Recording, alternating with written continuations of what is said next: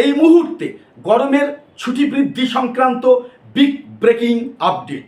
তো আপনাদেরকে জানিয়ে রাখি, আজ থেকে 4-5 দিন আগে পর্যন্ত বিভিন্ন দৈনিক জনপ্রিয় পত্রপত্রিকা এবং বিভিন্ন ধরনের অনলাইন নিউজ পোর্টাল থেকে গরমের ছুটি বৃদ্ধি সংক্রান্ত যে সম্ভাবনাময় দিক তার আপডেট কিন্তু উঠে এসছিল।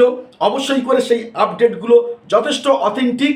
আমি গত দুদিন আগে গরমের ছুটি যে বৃদ্ধি পেতে পারে বা পাওয়ার সম্ভাবনা অত্যন্ত প্রবল সেটা কিন্তু পরিষ্কার করে দিয়েছিলাম, যে অলরেডি প্রাথমিক শিক্ষকেরা এছাড়া 9, 10, 11, 12-এর যে সকল শিক্ষক সংগঠন আছে তারা কিন্তু পৃথক পৃথকভাবে গরমের ছুটি বৃদ্ধি সংক্রান্ত বিষয়ে আবেদন রেখেছে মধ্যশিক্ষা পর্ষদ, এর পাশাপাশি West Bengal Council of Higher Secondary Education এছাড়া পশ্চিমবঙ্গ সরকারের নিকট।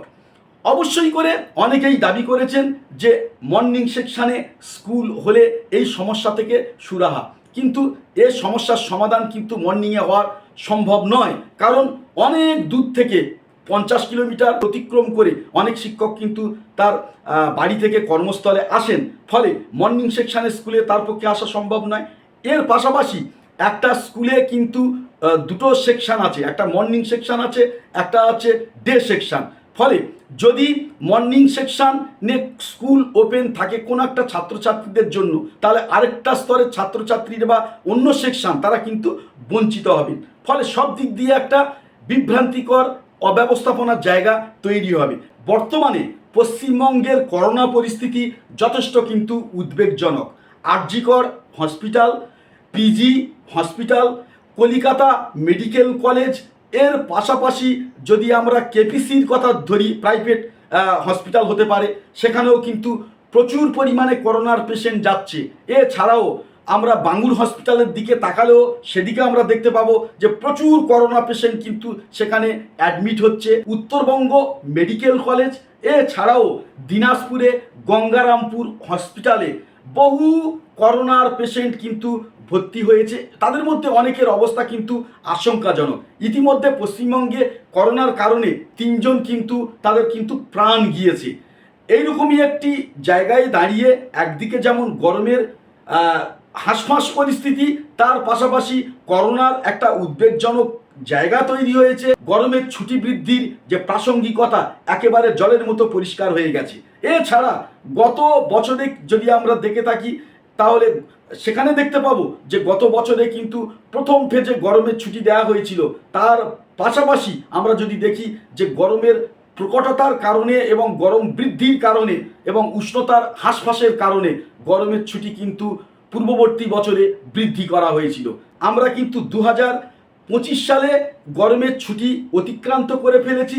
তারপরেও যে হাঁসফাঁস পরিস্থিতি তৈরি হয়েছে, বায়ুর আর্দ্রতা যেভাবে আশঙ্কাজনকভাবে বৃদ্ধি পাচ্ছে এবং টেম্পারেচারের পরিমাণ যেভাবে আশঙ্কাজনক বৃদ্ধিপ্রাপ্ত হচ্ছে, তো পশ্চিমবঙ্গের বিভিন্ন ডিস্ট্রিক্ট থেকে কিন্তু বিভিন্ন আপডেট উঠে আসছে। কোথাও কোথাও আমরা দেখতে পাচ্ছি যে প্রেয়ার লাইনে ছাত্ররা উপস্থিত হয়েছেন, কিন্তু প্রেয়ার স্টার্ট করার আগে অনেক ছাত্র হচ্ছে মূর্ছা গেছে। এছাড়াও সানস্ট্রোক হয়েছে বহু শিক্ষক শিক্ষিকার। এইরকমই একটি পরিস্থিতিতে গরমের ছুটি বৃদ্ধির প্রাসঙ্গিকতা জলের মতো পরিষ্কার হয়ে গেছে।